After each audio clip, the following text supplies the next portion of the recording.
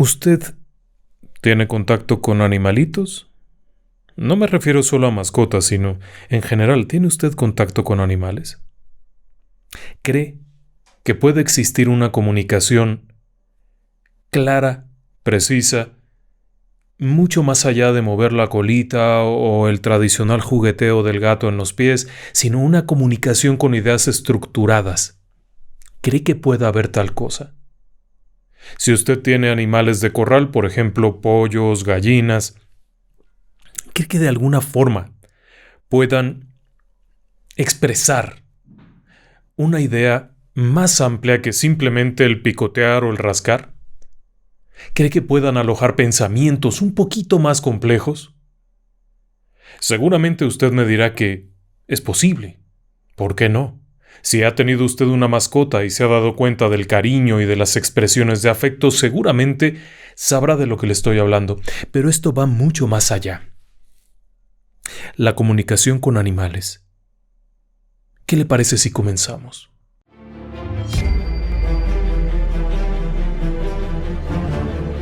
Relatos del lado oscuro. Fantasmas. Seres extraños. Sucesos inexplicables. Perversidad humana. Historias que otras mentes prefieren ignorar.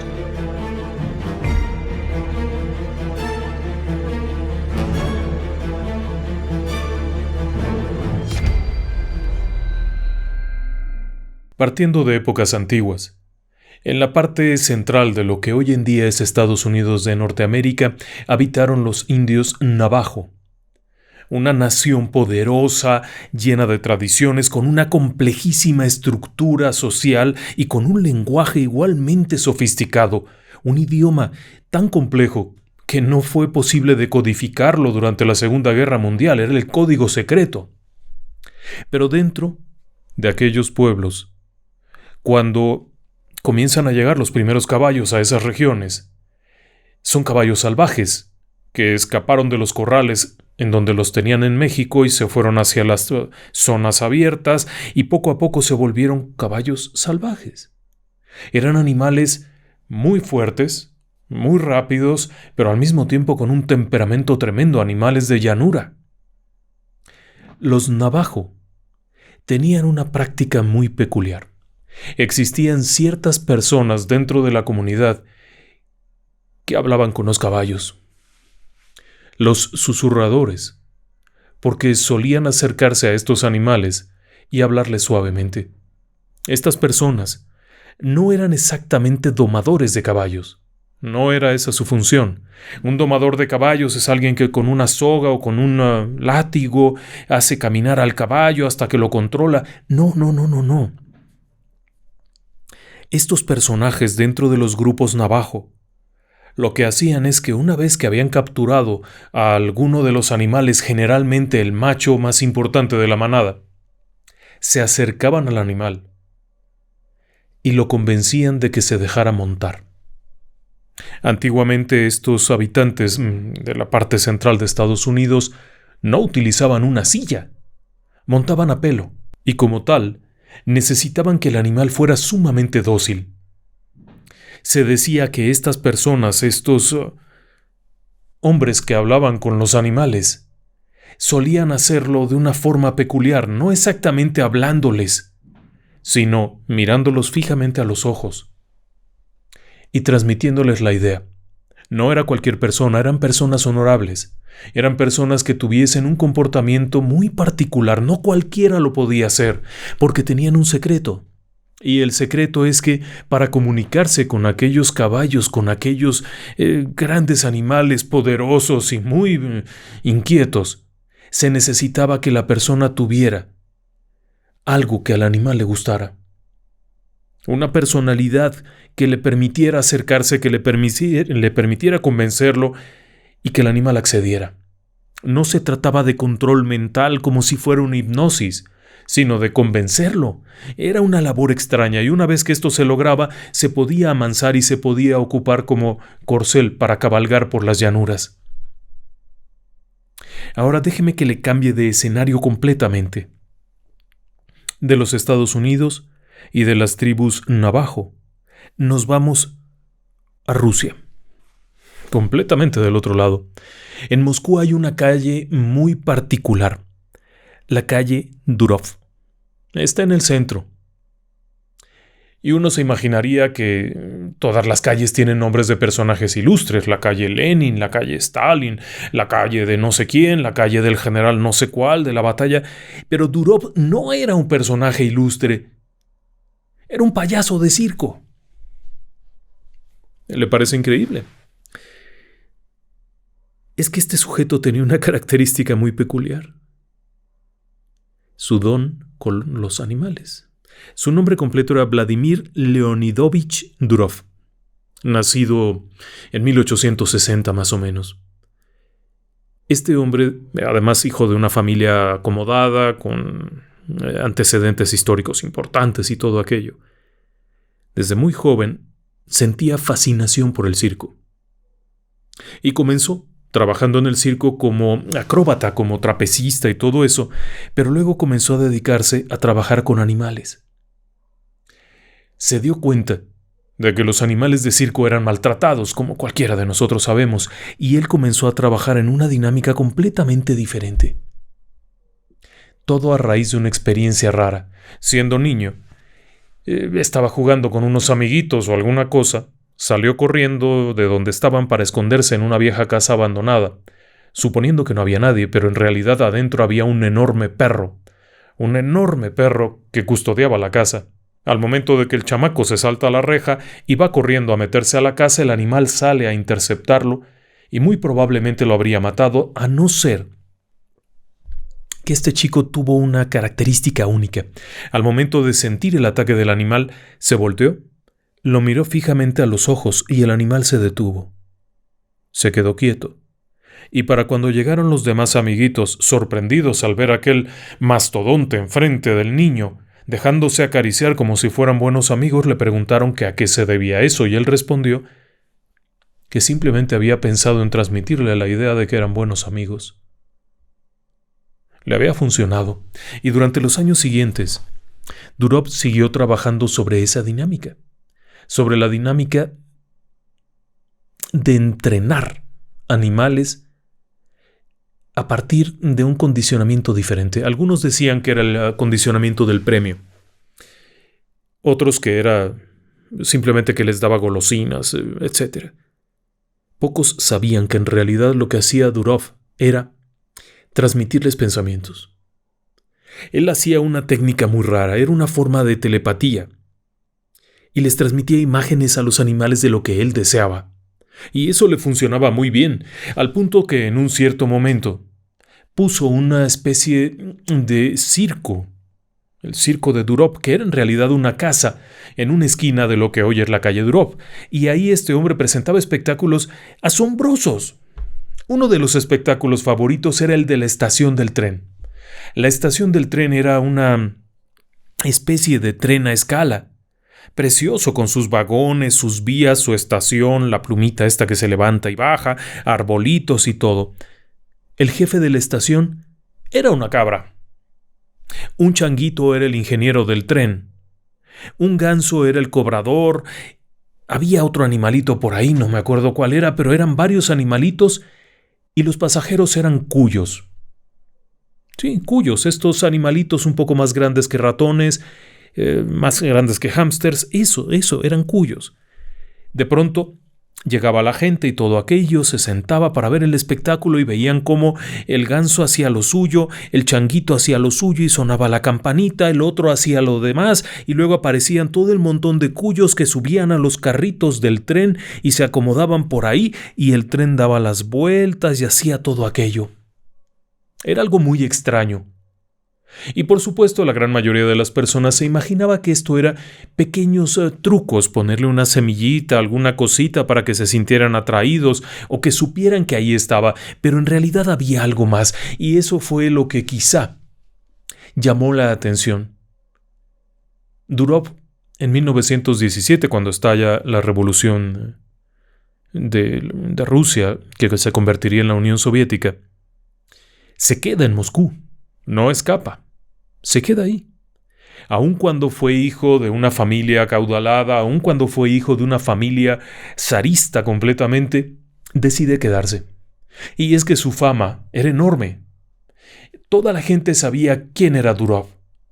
Y se adaptó bien al régimen. No hacía críticas indebidas, no se metía en problemas políticos, hacía espectáculos de animales. Con perritos, con gatos, con cabras, hacía demostraciones rarísimas. Con osos.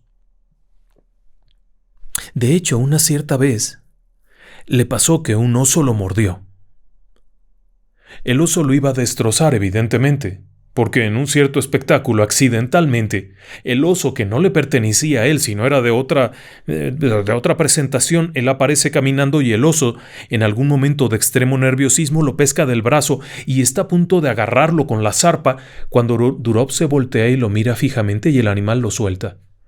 Se regresa a su lugar y se queda sentado. Durov fue a que lo atendieran y después volvió a hablar con el hombre del oso y el oso se quedó con Durov. Había sido entrenado a golpes. Durov no usó esa técnica. Sin embargo, eso no era todo. El problema de Durov es que se volvió tan famoso y era tan sabido que había algo misterioso detrás que adivine qué. Llegaron los científicos.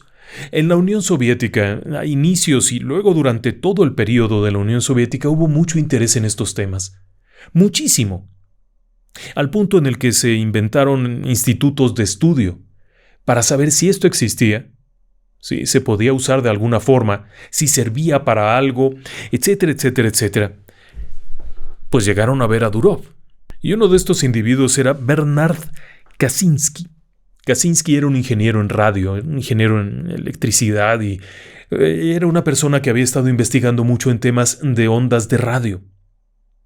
Llegó con otros 4 técnicos, otros 4 científicos, entre ellos un sujeto de nombre Vladimir Bekhterev, quien por cierto era estudiante de todo esto del condicionamiento de Pavlov. Y cuando se enteran que este hombre tiene una técnica diferente, pues van allá a ver de qué se trata, enviados por el gobierno. El objetivo de los otros 2 era demostrar que esto era simplemente una situación de circo, no era otra cosa. Pero en el caso de Kaczynski, él tenía la idea de que si existía tal cosa como la comunicación por vías no directas, debería de haber una forma de emisión de radio, como lo que ocurre con una antena de radio. Él llamó a este fenómeno la radiocomunicación biológica.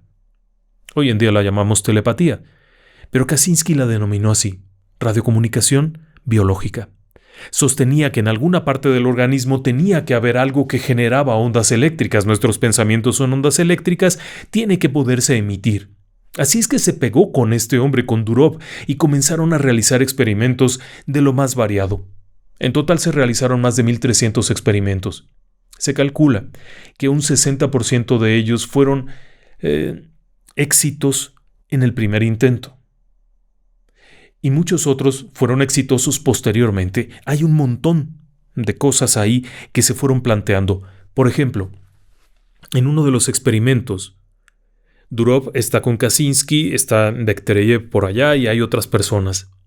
La idea es que el perro de Durov, un perro negro precioso alsaciano que se llamaba Mars, hiciera una demostración. No había nada preparado. Están en una habitación con unas sillas, con una mesa. Esta habitación sale a un pasillo en donde hay otras 3 o 4 puertas. En una de las habitaciones hay otros objetos, hay libros, hay cosas. Los hombres que están ahí plantean que Durov dé una orden al perro para que vaya y traiga algo. No hay problema, es una orden muy sencilla. ¿Qué quieren que les traiga? Y entonces, pensando entre todos, uno de ellos revisa por allá atrás qué hay y se da cuenta que en los libros que están hay un directorio telefónico, uno de los primeros que había. Kaczynski indica que deberá traer el directorio telefónico. Durov toma al perro, acerca la cara, lo mira fijamente a los ojos, no pierda de vista ese detalle. Lo mira fijamente a los ojos, le empieza a rodear la cabeza con las manos como si lo acariciara pero sin tocarlo, y de pronto se retira. El perro se hace para atrás y se queda sentado. Se le considera un error. No fue por ningún directorio ni nada, no hizo nada de hecho. Durov vuelve a tomar la cabeza del animal, la vuelve a acariciar, mira fijamente al perro y se vuelve a hacer hacia atrás, y el perro va y cierra la puerta. Por supuesto le pusieron tache. Durov los mira fijamente y entonces llama al perro, el perro se acerca, le toca la cabeza y él se ríe y lo suelta. El animal fue directo a la habitación aquella y trajo el directorio telefónico. No estaban puerta a puerta, el perro no estaba entrenado para llevar directorios telefónicos cada vez que alguien se lo pidiera, era algo que le había transmitido en ese momento. A partir de ahí se realizaron muchísimos experimentos increíblemente variables. Algunos de ellos eran con el perro, con una puerquita, con un changuito. Uno de los que más me ha llamado la atención fue un experimento en el cual la orden era para el changuito que anotara unas cosas, que dibujara algo.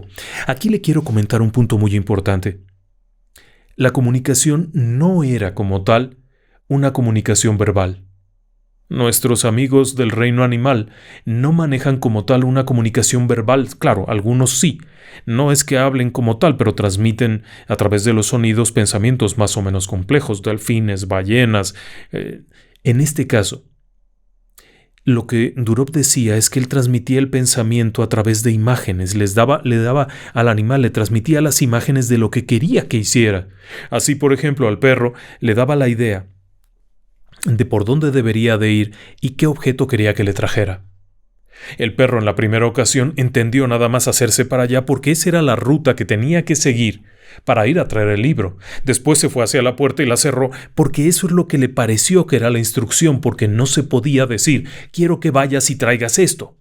Pero transmitió la idea. Cuando finalmente el perro se dio cuenta de lo que Durov quería, lo hizo. Y en el caso de los changuitos la idea era muy parecida.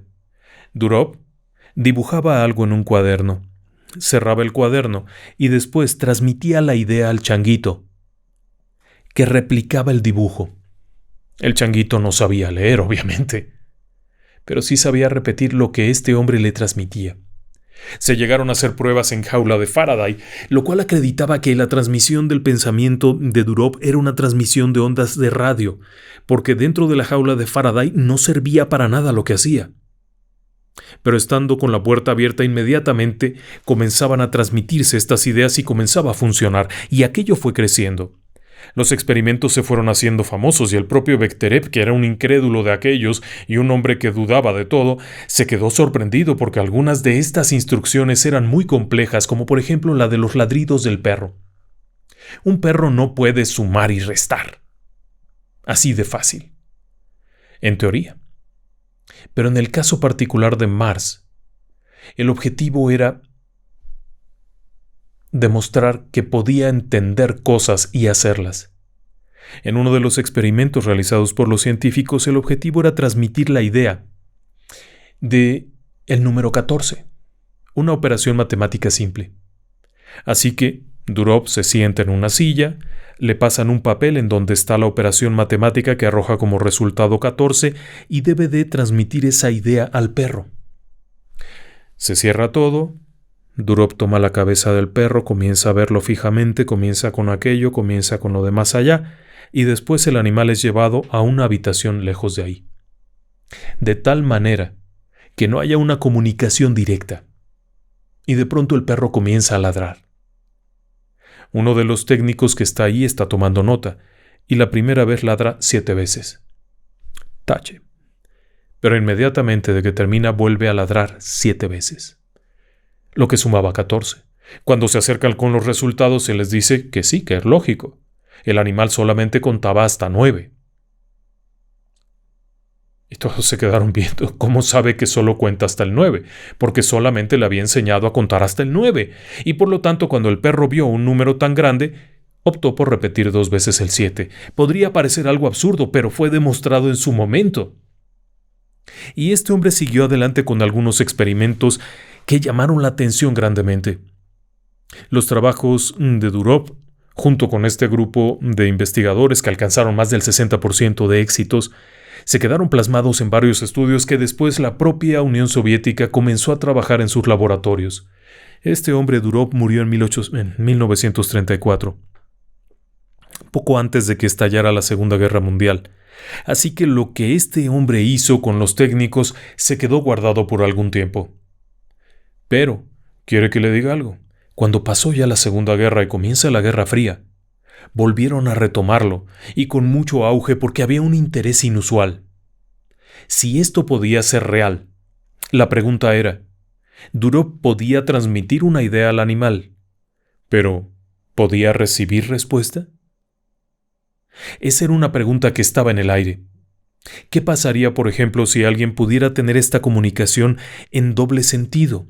Y se le preguntó a Durov, cuando era todavía una persona más o menos fuerte, en los años 20, si podía hacer esto, si podía escuchar lo que decían sus animales, y él respondía que esto era muy variable. Algunos animales resultaban ser particularmente más inteligentes que otros, y podían no solo obedecer comandos simples, sino responder, lo cual era muy raro.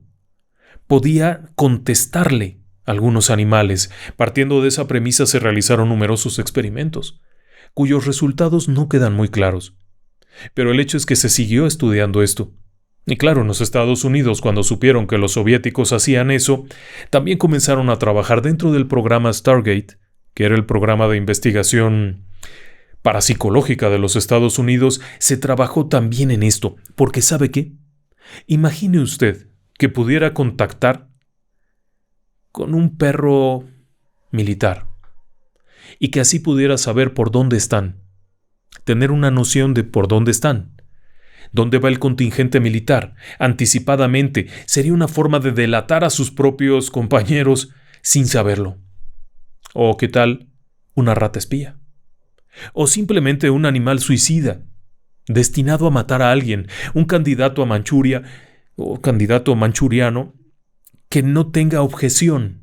Simplemente un gato con una cuestión ponzoñosa o algo. Es la mente humana terrible. Pero en realidad lo que Durov hacía tenía más que ver con comunicarse con los animales de forma amigable, de forma pacífica, de forma que no tuvieran que maltratarlos, martirizarlos, y eso lo hizo ser muy famoso. Por eso esa calle se llama la calle Durov, porque ahí estaba su casa en la que hacía el espectáculo y se le consideró siempre el más grande domador de la Unión Soviética, aunque él no domaba animales. Él les hablaba.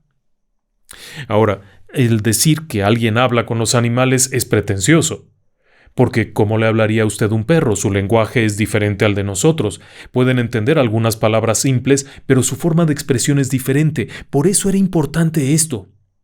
Y hubo quienes trabajaron en una línea completamente diferente, y también tuvieron éxitos impresionantes.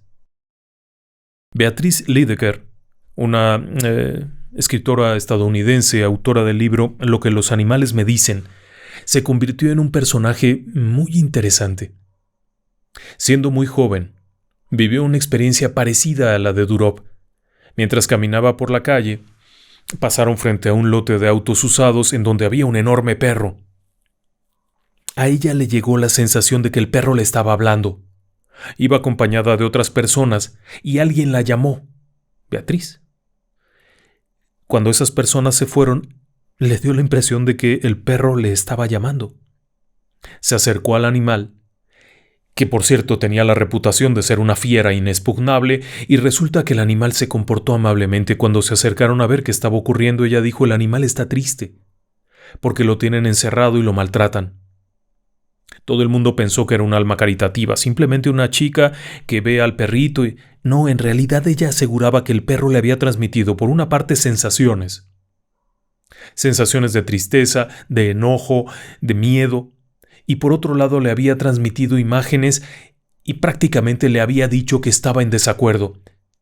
Posteriormente ella comenzó a trabajar en esto duramente y llegó a un punto en el que ya entendía lo que le estaban diciendo. Perros, gatos, caballos, vacas, lo que fuera, sentía lo que estaban sintiendo los animales, pero además percibía la idea y la podía transmitir a los dueños. Lydekker llegó a un punto en el que también podía localizar mascotas. Bueno, le llamaban Pet Whisperer. En realidad era un poquito despectivo aquello, porque lo que en realidad hacía era contactar con la mascota o con el animalito y comunicarse de una forma no verbal.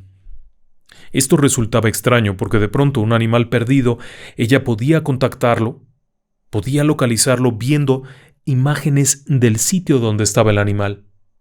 Y podía darle sugerencias, muévete un poquito, busca esto, ve aquello, pero también llegaba al punto en el que sentía las cosas. Beatriz Lydekker podía llegar a un lugar y saber que un animal estaba enfermo, a veces por tristeza.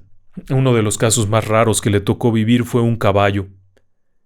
El caballo estaba muy decaído. Cuando Beatriz llegó y lo comenzó a tocar y a acariciar, lo miró a los ojos, exactamente igual que Duró, pero varios años después, y percibió que el animal tenía un mensaje para ella, y el mensaje era: estoy acabado. Pero era un enorme caballo y se veía muy fuerte, y ella preguntó entonces: ¿por qué? A lo que el caballo respondió: mi amo está muerto. Cuando ella se voltea y está ahí la chica que la había llevado, le dice: oye, el caballo dice que está mal, que ya está acabado porque se murió su dueño. Y ella responde: ¿cómo supo eso? Ha muerto hace unos días lejos de aquí. Ah, bueno, pues el caballo lo sabe. A ella le parecía que este caballo tenía una comunicación con su dueño.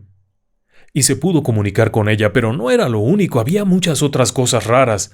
Inclusive saber de comportamientos de animales, por qué un animal era destructor y saber que tenía una rencilla con otro, cosas que podían ser pensamientos simples, pero había una comunicación directa y clara. Beatriz Lydekker se volvió famosa por esto y tuvo algunos estudiantes que de igual forma pudieron desarrollar eso. Ella asegura que la comunicación no puede ser una comunicación verbal, es decir, el caballo no te va a decir: hola, ¿cómo estás, Beatriz? Qué gusto verte. Pero te va a transmitir una idea, y esa idea junto con una imagen es lo que te transmite el mensaje.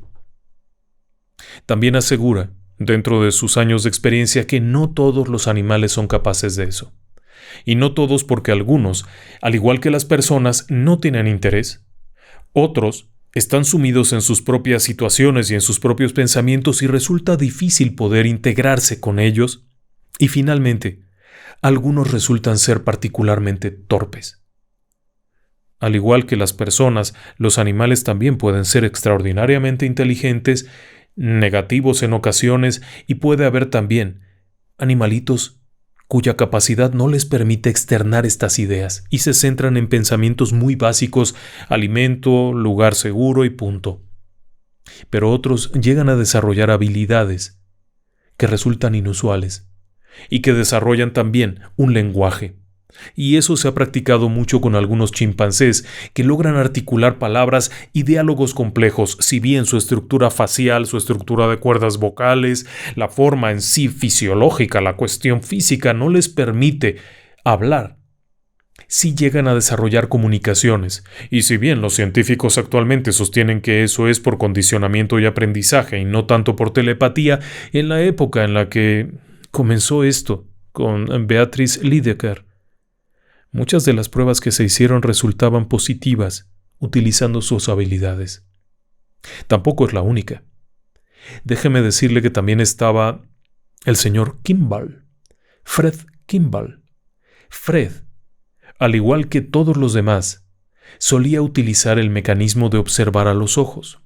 Y al igual que todos los que le he dicho, lo que hacía era percibir imágenes y transmitir imágenes.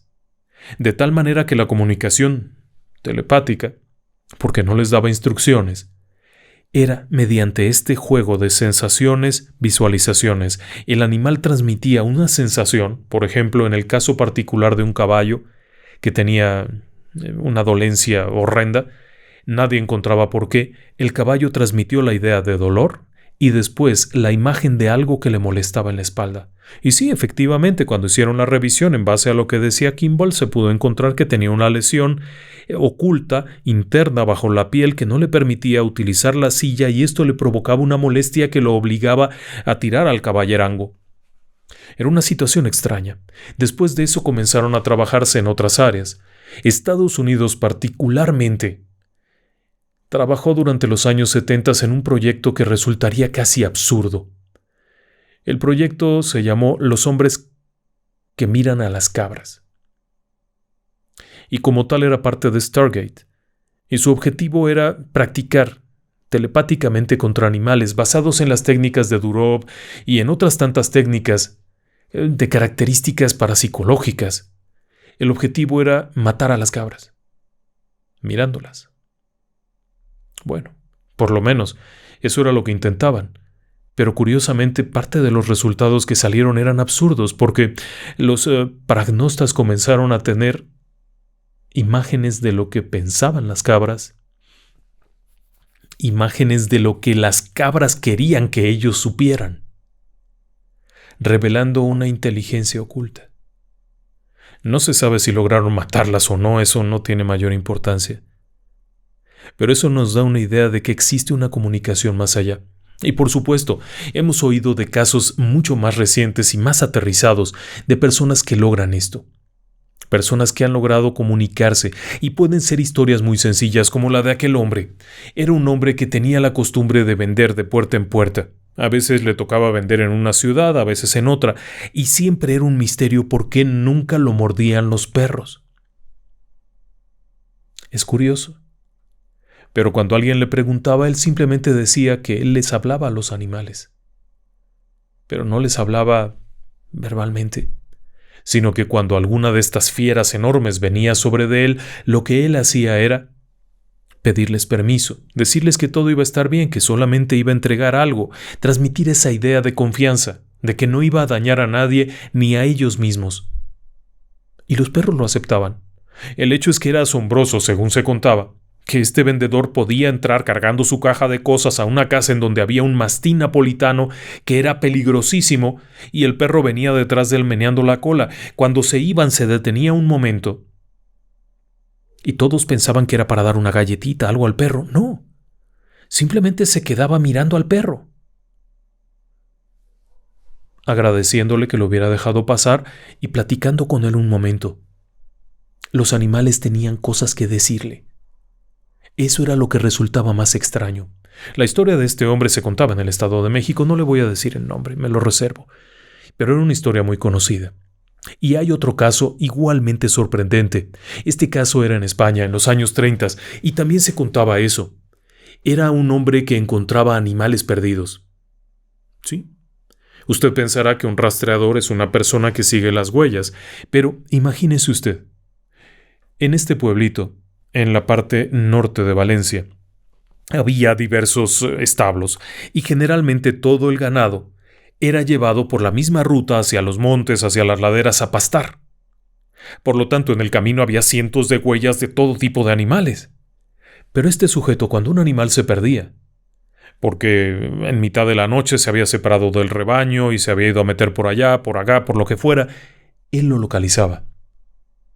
Solía tener ese don, le decían, mira que así y así, y entonces iba al hato de ganado, de donde se había perdido ese animalito, e iba tocando las cabezas de todos. Había quienes se reían de este sujeto, había quienes lo llamaban para pagarle porque buscara a los animales. El hecho es que después de estar con los animales, iba y encontraba el animal que se había perdido. Era peculiar lo que se contaba de él, pero cuando se le preguntaba cómo lo hacía, él respondía que hablaba con los amigos del animal perdido. Y eso se volvió una leyenda. Y esa leyenda se contaba aquí en México hace muchos años. A mí me tocó escucharla cuando unas personas de allá platicaban de eso. Entre ganaderos ahí sentados echando un trago de anís y riéndose, contaban de los animales perdidos y de cómo aquel hombre lo llamaban, venía, acariciaba a los demás animales del hato de ganado y de alguna forma hablaba con ellos. Pero a mí en particular las historias que más me gustan son las de las personas que me hablan de sus animalitos. Y hay un caso que nos llegó escrito hace algún tiempo que a mí en lo particular me gustó mucho porque esta persona solía hacer lo mismo que Durov, lo mismo que Kimball, lo mismo de Lydekker con su gato. Y era una cosa muy peculiar. El gato sabía que el dueño iba a llegar media hora antes de que llegara. Le esperaba en la puerta de la casa. Cuando el dueño llegaba, el animalito, como buen gato, se le enredaba en los pies unos instantes y después se retiraba por ahí a otro lugar para dejar pasar. El dueño se sentaba a comer lo que tuviera ahí, su cena, lo que fuera a la hora que llegaba. El animalito lo esperaba, para después sentarse junto de él y tener una comunicación extraña. La comunicación no era «Hola, ¿cómo te fue? ¡Ay, qué bien, que no sé cuánto!». Pero a veces parecía que el animalito le daba eso, había esa comunicación y era extraño. Pero esta persona que nos escribió aseguraba que podía saber si el gato estaba bien, si había comido bien, si le gustaba la comida, y en ocasiones había cosas tan raras como quejarse de que le habían movido de lugar su caja de arena. En una de esas ocasiones, cuando ya está sentado en su sillón ahí leyendo su periódico, no sé qué cosa, el gato se acercó como siempre y se le plantó en el hombro. De pronto la esposa de este señor se da cuenta que viene el esposo y le dice: «Oye, ¿por qué moviste la caja del gato?». «Ay, pues ponla donde estaba». «No, ¿por qué la moviste?». «No, es que me estorbaba».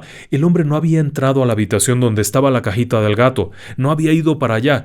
La señora la había movido por accidente en algún momento del día y no la había vuelto a poner en su lugar. Y los gatos son animales de costumbres fijas. El gato fue a quejarse con su dueño. Puede parecerle una tontería, pero el gato le dio la queja de que le habían movido su caja de arena donde va al baño. El dueño sabía esto sin haber visto el lugar. Y por supuesto, cuando la esposa le dice: ¿Viste que la moví o qué? «No he entrado para allá». «¿Y entonces cómo supiste?». «Porque el gato me lo dijo». Por supuesto, se rieron todo el mundo y decía que esto era frecuente. Que no solamente ese episodio que recuerda mucho, sino que había otros casos.